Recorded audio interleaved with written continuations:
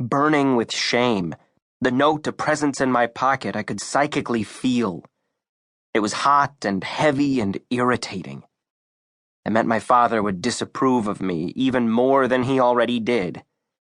And rather than dismiss it as unrealistic expectations on his part, I would have to admit he had a point. Not that I would have put it in those words at the time, but it all seems quite obvious looking back. All I did was push Greg Butterfield. Well, hard. Well, what I did exactly, in detail, was to hit him in the chest with the heels of both my hands, hard enough that he stumbled backward and slammed into a handful of other people in the crowded hall. What will forever be lost in the telling is what he'd done to incite it. He had been taunting me, and taunting me, and taunting me, because I was small, and because my name is Aubrey. But of course, he called me Audrey. To this very day, I wonder why, when a man wants to insult another man, he calls him a woman or a girl. Now that I'm grown, I notice that these are guys with wives and girlfriends and daughters. Don't they see what they're saying? I'm getting off track again. Greg had raised the taunting right up to my boiling point. He must have known where that was, too, because his timing was flawless. At that boiling moment, he reached out and grabbed a big piece of the skin at my waist, right through my t-shirt, and pinched and twisted. Adding a sudden and unexpected stab of pain to my rage at that boil-over moment was too much. I couldn't be responsible for my actions after that. It was wrong for anybody to expect me to try. Once I was watching a football game with my father, and he told me that the referee will always catch the second bit of unsportsmanlike conduct. You know, when the play is over and one guy takes a swing at another, and the guy swings back. The ref always sees the second infraction.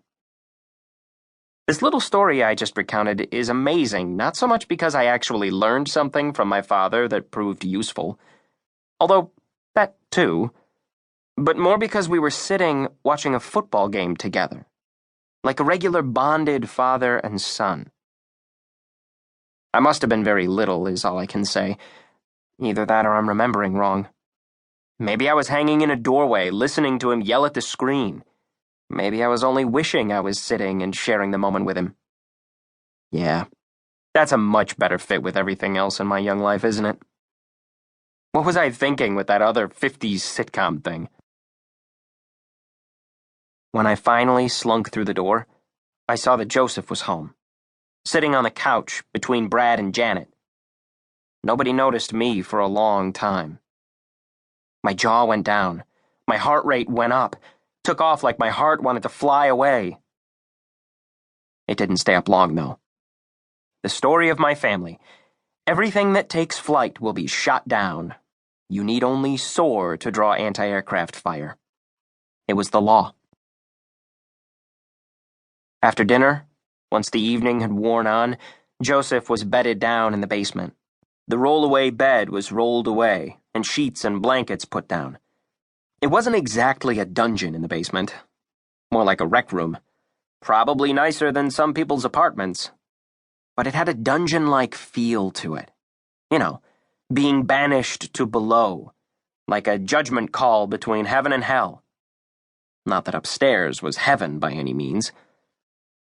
The excuse was that Joseph's bedroom had been turned into a reading room/den/library for our dad. Well, Ruth's and my dad, Brad. Brad wasn't Joseph's dad, which might have been part of the problem.